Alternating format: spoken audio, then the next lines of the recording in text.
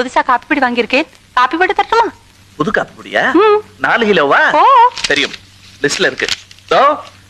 அங்க வஸ்திரத்துல ஜரிகை மாதிரி கடைசியா இருக்கு பாத்தியா? என்ன சிரிக்கிறாய்?